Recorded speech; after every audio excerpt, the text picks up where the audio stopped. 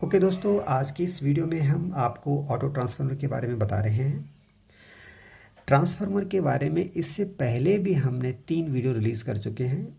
अगर आपने वो वीडियो नहीं देखी है उसे ज़रूर देखिए, उसके बाद आपको ऑटो ट्रांसफार्मर बहुत अच्छे तरीके से समझ में आएगा, क्योंकि एक इलेक्ट्रिकल इंजीनियर या इलेक्ट्रॉनिक्स इंजीनियर दोनों के लिए ये ऑटो ट्रांसफार्मर के बारे में जानना बहुत ज़रूरी है। एग्ज़ाम पॉइंट ऑफ व्यू से भी इम्पोर्टेंट है और प्रैक्टिकल एक्सपर्ट के लिए भी यह बहुत ज़रूरी है इसके बारे में जानना। ऑटो ट्रांसफार्मर जैसे कि नाम से ही पता चल रहा है, ऑटो ट्रांसफार्मर। ऑटो मीन्स यहाँ पर ऑटो का मतलब ऑटोमेटिक नहीं है, ऑटोमेटिक का मतलब सिंगल है यहाँ पे। मतलब जैसे हम नॉर्मल जो 2 वाइंडिंग ट्रांसफार्मर होता है उसमें 2 वाइंडिंग यूज़ करते हैं, इसमें हम एक ही वाइंडिंग यूज़ करते हैं। इसीलिए इसको ऑटो ट्रांसफार्मर बोलते हैं। अब इसका फ़ायदा क्या है? इसका फ़ायदा ये है कि जहाँ हम 2 वाइंडिंग यूज़ कर रहे हैं यहाँ पर एक ही वाइंडिंग से हमारा काम चल जा रहा है। अगर ये फ़ायदा है तो हमेशा फिर हम ऑटो ट्रांसफार्मर ही क्यों नहीं यूज़ करते हैं, क्यों 2 वाइंडिंग ट्रांसफार्मर यूज़ करते हैं? इसके कुछ डिसएडवांटेज भी हैं।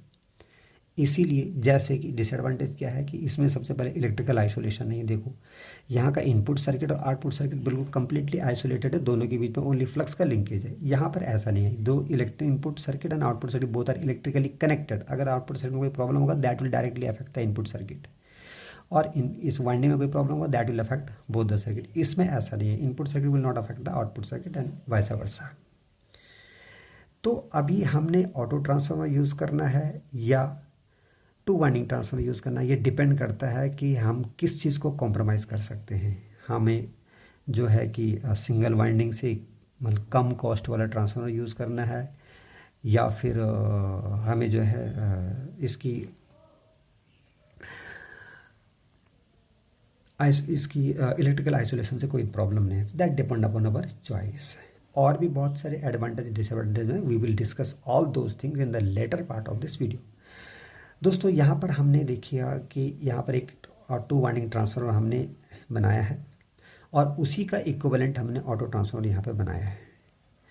इसका प्राइमरी वोल्टेज V1 है, प्राइमरी करंट I1 है और प्राइमरी में टर्न्स N1 है। इसी तरह से यहाँ का V1 वोल्टेज है, I1 करंट है, N1 टर्न्स है। इसमें सेकेंडरी में V2 वोल्टेज है, I2 करंट है, N2 टर्न्स है, V2 वोल्टेज, I2 करंट है, N2 नंबर ऑफ टर्न्स है।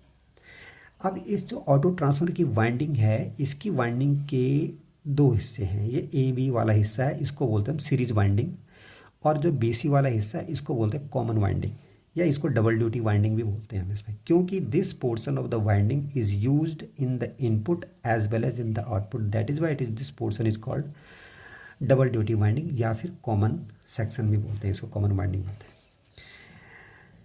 और इसमें इलेक्ट्रिकल आइसोलेशन वो तो हमने पहले बता दिया। इससे पहले कि हम इसके ट्रांसफॉर्मेशन रेशियो के बारे में बात करते हैं, यहाँ पर हम ये बता दें कि ये किस प्रिंसिपल पर काम करता है। इसमें तो हमने पहले बताया था कि हमने वीडियो में पहले बताया था कि ये electro Faraday law of electromagnetic mutual induction पे काम करता है। मीन्स प्राइमरी का जो वोल्टेज है वो सेकेंडरी में इंड्यूस होता है फ्लक्स की वजह से, और सेकेंडरी का प्राइमरी में इंड्यूस होता है mutually. The flux induces the EMF mutually.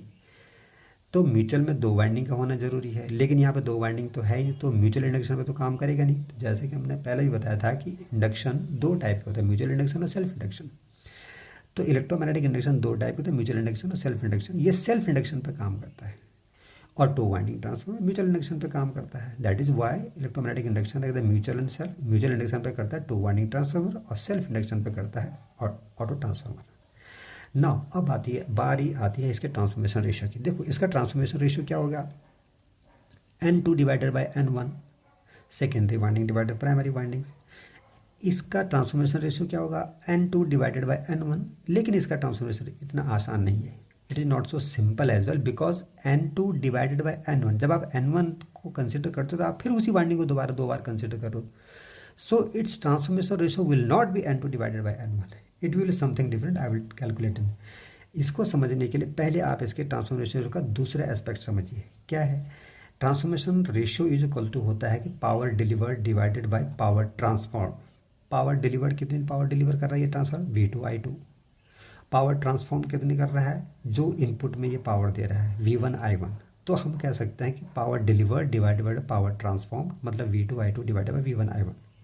Same principle हम ट्रांसफॉर्मेशन का इसमें अप्लाई करते हैं। पावर डिलीवर्ड, कितनी पावर डिलीवर कर रहा है, V2I2। पावर ट्रांसफॉर्म कितना कर रहा है, इतनी पावर को ट्रांसफॉर्म कर रहा है। ये जो BC सेक्शन वाली पावर है ना, इसकी पावर को ट्रांसफॉर्म कर रहा है। So we have to find out the power of this BC section. BC section की पावर निकालने के लिए पहले मैं आपको करंट फ्लो बता दूं। जो प्राइमरी की करंट फ्लो होगी वो I1 होगी, वो इस तरह से इस कॉइल में फ्लो होगी, इस तरह से I1। और सेकेंडरी की जो करंट होगी वो इस तरह से फ्लो होगी, सेकेंडरी में लोड की वजह से जो करंट फ्लो होगी इस तरह से फ्लो होगी। सो BC सेक्शन में दो करंट फ्लो हो रही है, एक प्राइमरी करंट की डायरेक्शन ये है और सेकेंडरी करंट की ये है। चूंकि सेकेंडरी में वोल्टेज कम है, ये स्टेप डाउन ट्रांसफार्मर है, तो obviously this I2 will be greater than that of I1। So BC section में करंट क्या होगी, I2 माइनस I1 में। So this is the power being transferred by primary of this auto transformer. So हम क्या कह सकते हैं यहाँ पे कि power delivered to the load is equal to V2I2 और power transform is equal to V2 into ये वाली current I2 minus I1। So we have said power delivered is equal to V2I2, power transform is equal to V2 into I2 minus I1। So I2 minus I1, तो I2 common लेते हैं हम, 1 minus I1 by I2, 1 minus I1 by I2 divide is equal to K। इसका transformation ratio K है suppose. तो in terms of its transformation ratio we are finding the transformation of this transformer. तो V2I2 1 minus K। So power transform is equal to V2I2 1 minus K और power delivered is equal to V2I2। So transformation ratio is equal to V2I2 1 minus K divided by V2I2, so we get 1 minus K। So the transformation ratio of auto transformer in terms of the transform its equivalent two winding transformer is 1 minus K। if its equivalent transformer का transformation K है तो इसका transformation 1 minus K होगा। Now so this is important, ये exam में अक्सर पूछा जाता है, transformation ratio of this auto transformer, this पे we should remember 1 minus K। Now अभी आती है बारी कि अगर हम ऑटो ट्रांसफार्मर को यूज़ करते हैं, the major advantage of using the auto transformer instead of two winding transformer is the saving of the copper. Engineering का जो बहुत इंपॉर्टेंट पहलू है, आपको इकोनॉमिक पॉइंट ऑफ व्यू को बहुत ध्यान में रखना होता है। तो यहाँ पर इकोनॉमिक पॉइंट ऑफ व्यू से इसका साइज छोटा हो जा रहा है, इसमें कम मटेरियल लग रहा है, तो ऑब्वियसली इसकी कॉस्ट कम होगी, तो आपके प्रोजेक्ट कॉस्ट कम होगी। That is why we should prefer the auto transformer. Now the question is that how much copper we are saving by using the auto transfer. Being an engineer, you should have a good idea of all this. So we are calculating है। इसमें हम क्या करते हैं, दो transformer लेते हैं, equivalent transformer, काम दोनों ने एक ही करना है, एक ही टाइप का काम करना है, फिर हम उसका मटेरियल निकालेंगे, कितना मटेरियल उसमें यूज़ है। ये ट्रांसफार्मर है, यहाँ पर V1 वोल्टेज अप्लाई किया, I1 करंट बोला, N1 नंबर ऑफ टर्न्स है। यहाँ पर फिर हमने ऑटो ट्रांसफॉर्मर लिया, यहाँ पर V1 वोल्टेज, I1 करंट है, N1 number of turns in primary. इसका आउटपुट वोल्टेज V2 है, I2 करंट फ्लो हो रहा है, N2 नंबर ऑफ टर्न्स है। इसमें V2 वोल्टेज है, I2 करंट फ्लो हो रही है, N2 नंबर। तो both transformer are equivalent. Now so अभी हम देखो, अभी हम कॉपर का ये देखना चाहते हैं कि कितना कॉपर इसमें यूज़ हो रहा है इसकी वाइंडिंग में। इसके लिए हम क्या करते हैं, देखो अगर कॉपर जितना मोटा होगा, कॉपर जितना मोटा होगा उतना ज़्यादा मटेरियल होगा, और जितना मोटा होगा उतनी ज़्यादा करंट फ्लो होगी उसमें। इसका मतलब हम करंट को उसके क्रॉस सेक्शनल एरिया से कोरिलेट कर सकते हैं। हम कॉपर की जो वॉल्यूम है, कॉपर का जो वॉल्यूम है उसको हम इलेक्ट्रिकल क्वांटिटी में कन्वर्ट करेंगे। तो वॉल्यूम निकालने के लिए हमें उसका क्रॉस सेक्शन पता होना चाहिए, उसकी लेंथ पता होनी चाहिए। तो क्रॉस सेक्शन को हम अगर एरिया से डिफाइन करते हैं, तो area is proportional to current. ज़्यादा एरिया मतलब ज़्यादा करंट, कम एरिया मतलब तो कम करंट। तो instead of using the area cross sectional area we are using the current. और लेंथ, जितनी ज़्यादा लेंथ होगी उसको हम नंबर ऑफ टर्न से डिफाइन करेंगे। जितनी ज़्यादा लेंथ ऑफ वाइंडिंग की जितनी ज़्यादा टर्न्स होंगे, तो लेंथ को, तो इस तरह से देखो एरिया क्रॉस सेक्शन और लेंथ से हमारे का वॉल्यूम निकल गया। This is the amount of the material we are using. और इसका इक्विवेलेंट इलेक्ट्रिकल क्वांटिटी क्या होगी, एरिया से हमें करंट और लेंथ से नंबर ऑफ टर्न्स, तो L into I into N। तो Ni is equivalent to the, जिसका Ni ज़्यादा होगा इसका मतलब उसका कॉपर ज़्यादा मटेरियल यूज़ हो रहा है, जिसका Ni कम होगा इसका मतलब उसका कम कॉपर यूज़ हो रहा है। So we can find out the amount of copper used by means of electrical analysis of this transformer. So देखो अब हम ये देखना चाहते हैं कि इस टू वाइंडिंग ट्रांसफार्मर में कितना मटेरियल लगा है। तो यहाँ पर हम इलेक्ट्रिकल पैरामीटर्स क्या हमारे N1 इंटू I1, तो प्राइमरी में कितना मटेरियल यूज़ हुआ N1 इंटू I1, सेकेंडरी में कितना मटेरियल यूज़ होगा N2 into I2, N2 into, तो टोटल मटेरियल कितना हो गया इस ट्रांसफार्मर में N1 I1 plus N2 I2। अब हम कैलकुलेशन पॉइंट ऑफ व्यू से हम दोनों को इक्वल मान लेते हैं। सपोज करो कि N1 is equal to N2, तो ऑब्वियसली I1 इज आल्सो भी इक्वल टू I2। सो हम यहाँ पर N1 is equal to N2, N2 तो यहाँ ये 2 हो गया, 2 इंटू N1 I1 हो सकता है या फिर 2 इंटू N2 I2 हो सकता है, दोनों में से कुछ भी मान सकते हैं हम इसमें, ठीक है ना। ये this is the amount of material used in two winding transformer. Now coming back to the auto transformer. Auto transfer का मटेरियल रिक्वायरमेंट निकाल देते हैं। तो ऑटो ट्रांसफर का मटेरियल निकालने के लिए प्राइमरी वाइंडिंग क्या है इसकी, प्राइमरी वाइंडिंग में हम यहाँ पर N1 नंबर ऑफ टर्न्स नहीं लेंगे, क्योंकि ये जो पोर्शन है ना ये सेकेंडरी में काउंट होगा। तो यहाँ पर जो वाइंडिंग है उसका नंबर ऑफ टर्न्स कितना हो गया N1 माइनस N2, और करंट फ्लो हो रही है उसमें I1, तो हो गया N1 minus N2 into I1। अब सेकेंडरी में कितने टर्न्स हो गया N2 टर्न्स है यहाँ पर, और करंट कितनी हो रही I2 minus I1 as you already had told, तो N2 into I2 minus I1। तो टोटल मटेरियल रिक्वायरमेंट कितना हो गया ऑटो ट्रांसफार्मर के N1 minus N2 I1 plus N2 I2 minus I1। So rearrange this equation, N1 minus N2 I1 plus N2 I2 minus N2 I1, I multiply this। Now अब N2 I2 को हम calculation point of view से इसको simplified करने के लिए N2 I2 is equal to N1 I1 हमने यहाँ पे डिफाइन किया था ना। Suppose N1 is equal to N2 I2, N1 is equal to I2, तो N2 I2 लो चाहे N1 I1 लो, बोथ आर सेम। सो फिर एनालिसिस करने के लिए हम N2 I2 की जगह N1 I1 रख लेते हैं। So we get N1 minus N2 I1 plus N1 I1 minus N2 I1। यहाँ पे I1 कॉमन लेते हैं ना, we get N1 minus N2। So we get both the equation same, I1 N1 minus N2, I1 N1 minus N2, तो total is equal to 2y twice of N1 minus N2 into I1। This is the total amount of material used in required in auto transformer, or material required for this two winding transformer is 2 N2 minus I2। तो saving is what? Saving is what? Saving is what? Saving is weight of the conductor required for auto transformer divided by weight of conductor required for two winding transformer is equal to twice of N2 minus N1 I1 divided by twice of N1 minus N2। I1 cancel, we get 1 minus N2 by I1, इसका 1 minus K। So what is the weight of the conductor required for auto transformer is equal to 1 minus K into weight of two winding transformer। So what amount we have saved?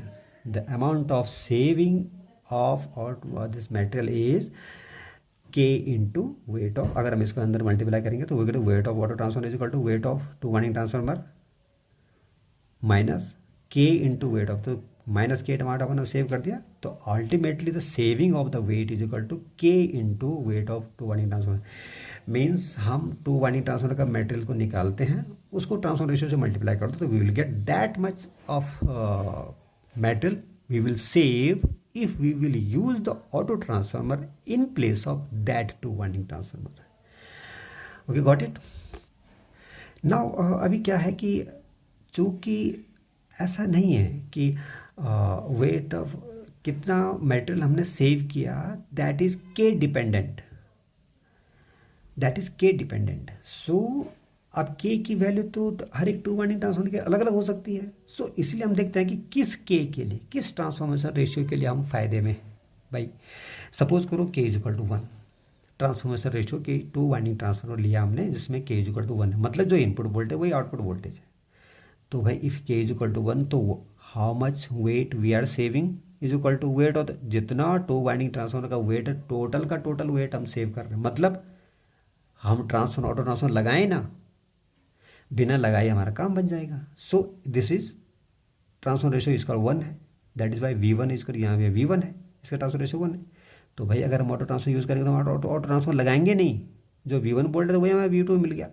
तो total amount of saving of the copper is what, जितना भी इसका wait है two winding transfer का, that is why it is proved over here that कि अगर transfer ratio 1 है तो हमने पूरा का पूरा वेट सेव कर लिया, मतलब we will not use any more auto transfer. So if अगर के की वैल्यू 1 से कम है, बहुत कम है, जितना कम होता जाएगा उतनी कम सेविंग करेंगे हम। तो ट्रांसफॉर्मेशन रेशियो जितना कम होगा, ट्रांसफॉर्मेशन रेशियो जितना कम होगा उतनी कम सेविंग होगी। अब हमें यहाँ पर ये डिसाइड करना है कि हम जो ट्रांसफार्मर यूज़ कर रहे हैं उसका ट्रांसफॉर्मर रेशियो क्या है। उस ट्रांसफॉर्मर रेशियो के हिसाब से हमारा जो कॉपर का जो सेविंग हो रहा है वो काफ़ी है कि नहीं है। उस जो कॉपर की सेविंग हो रही है क्या हम उसको एक्सेप्ट कर सकते हैं बिना इलेक्ट्रिकल आइसोलेशन के? क्योंकि अगर आप कॉपर सेविंग करते हैं तो आपको इलेक्ट्रिकल आइसोलेशन नहीं मिलेगा। अब चॉइस आपकी है, आपको इलेक्ट्रिकल आइसोलेशन ज़रूरी है या कॉपर सेविंग ज़रूरी है। इस आधार पर आप ये डिसाइड कर सकते हैं कि मैं 2 वाइंडिंग ट्रांसफार्मर यूज़ करूँगा या ऑटो ट्रांसफार्मर यूज़ करूँगा। ठीक है, जिस तरह मैंने छोटा सा ग्राफ भी खींचने के लिए ये के की वैल्यू देखो ग्रेजुअली इंक्रीज हो रही है, तो और ये ऑटो ट्रांसफार्मर का मामला है, ये 2 वाइंडिंग ट्रांसफार्मर के केस में यहाँ पर ये है। तो जैसे जैसे के की वैल्यू बढ़ती जा रही है हम मेटल रिक्वायरमेंट इसकी बढ़ती जाएगी। जैसे जैसे जैसे के की वैल्यू बढ़ती जाएगी सेविंग ऑफ मेटल बढ़ता जाएगा इसमें। ठीक है, तो this way we can understand it. यहाँ पर के की वैल्यू ट्रांसफॉर्मर रेशियो छोटा है बिल्कुल देखो, तो हम यहाँ कम सेविंग करेंगे क्योंकि छोटा सा पोर्शन है वाइंडिंग का जो कॉमन है, that is we have saved less winding. यहाँ पर थोड़ा सा ज़्यादा है, इसका ट्रांसफॉर्मर रेशियो थोड़ा सा ज़्यादा है, तो यहाँ पर हमने ज़्यादा सेविंग करी क्योंकि कॉमन पोर्शन ज़्यादा हो गया। This way also we can understand. जैसे कि हमने पहले बताया कि ऑटो ट्रांसफार्मर का एडवांटेज ये है कि हमें इसमें जो है कॉपर की ज़रूरत कम पड़ती है, हाई एफिशिएंट होता है ये, इसमें कम वेट होता है, इसका स्पेस कम लेता है, सो मैनी एडवांटेज। और आउटपुट का जो ट्रांसफॉर्मर रेशियो है हम उसको चेंज कर सकते हैं, change that transformer depending upon step changing भी कर सकते हैं और कंटिन्यूस चेंजिंग भी कर सकते हैं। If it is a variable auto transformer we can change the output as accordingly. And if it is stepped one, अलग अलग टेपिंग होती है, जितना वोल्टेज हमें आउटपुट में चाहिए होता है उसी अकॉर्डिंग हम कनेक्शन करके आउटपुट वोल्टेज में ले सकते हैं। लेकिन 2 वाइंडिंग ट्रांसफार्मर ऐसा नहीं कर सकते हैं। एक बार ट्रांसफार्मर डिजाइन हो गया तो you can not change the transformer ratio of that transformer.